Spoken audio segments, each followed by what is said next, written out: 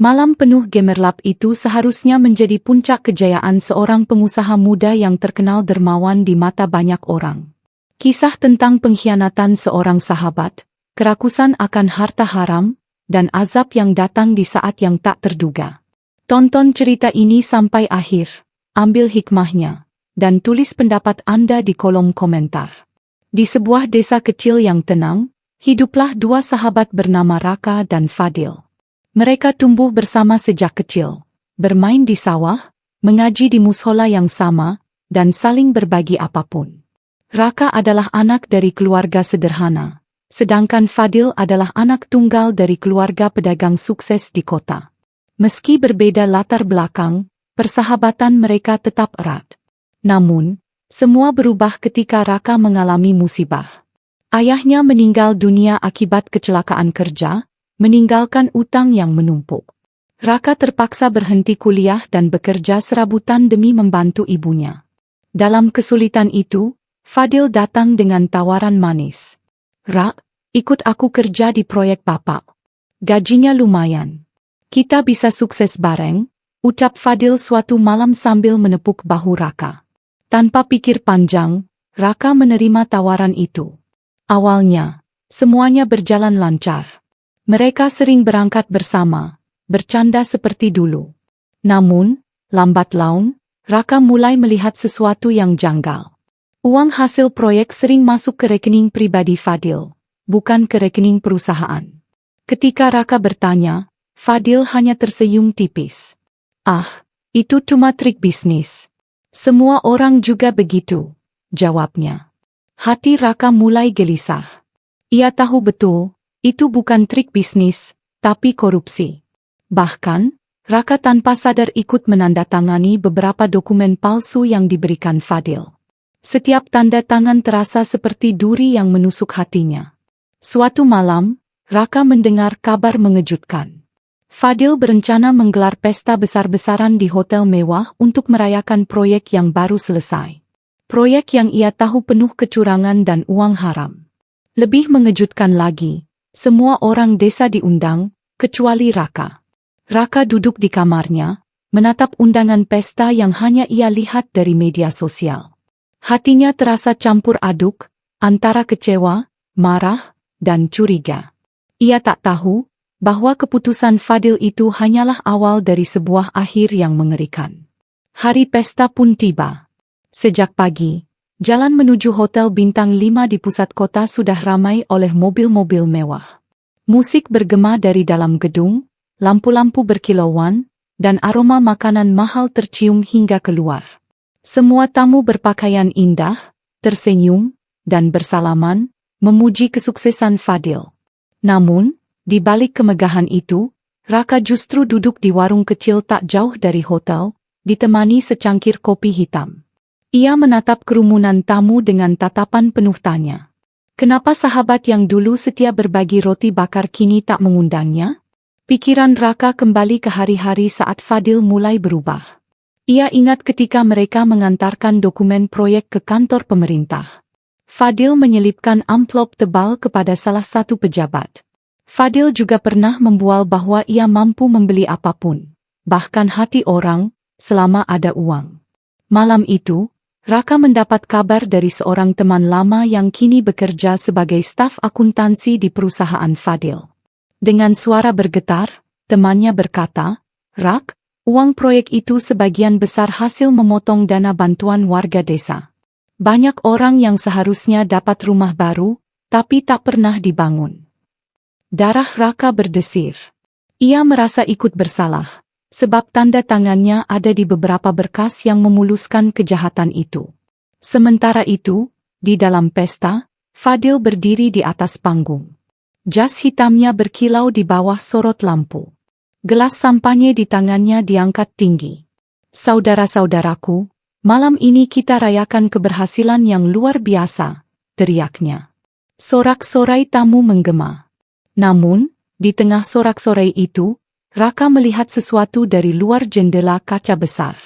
Seorang pria berpakaian lusuh, yang wajahnya penuh kemarahan, menyelinap masuk lewat pintu samping sambil membawa sesuatu di dalam tas hitam. Langkahnya cepat dan tatapannya tajam mengarah ke panggung. Raka berdiri dari kursi, dadanya berdebar keras. Ia tak tahu apa yang akan terjadi, tapi firasatnya mengatakan, pesta ini akan berubah menjadi malam penuh teror. Raka segera meninggalkan warung dan berjalan cepat menuju pintu hotel.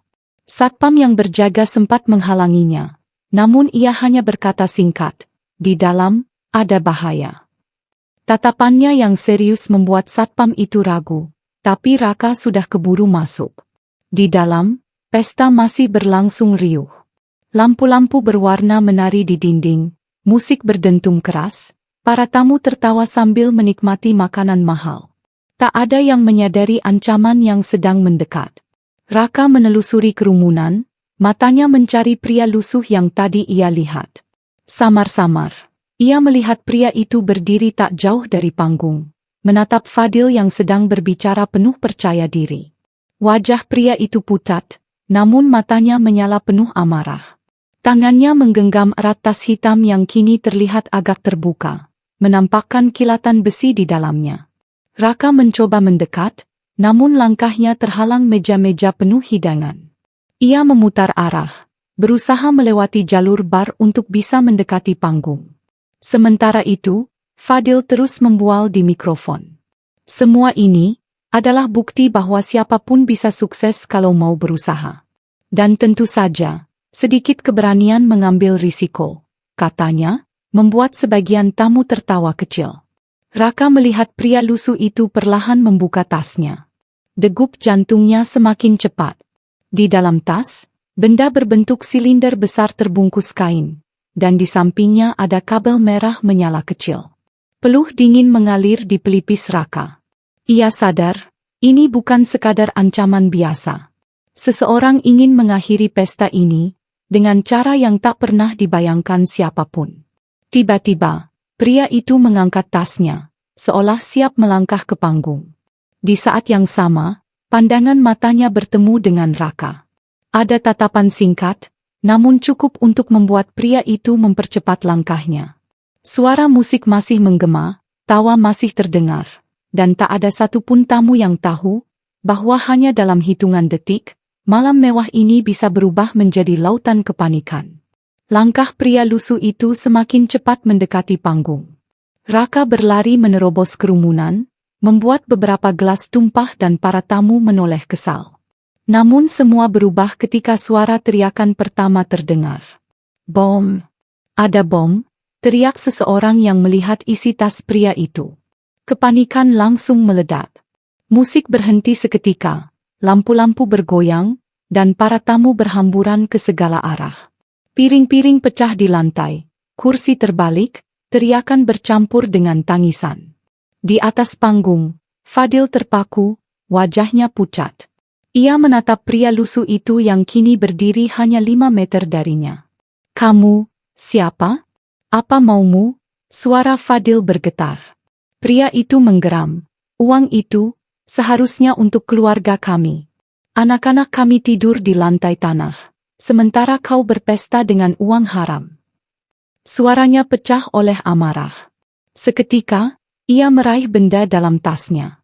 Raka yang sudah semakin dekat langsung menerjang, berusaha merebut tas itu.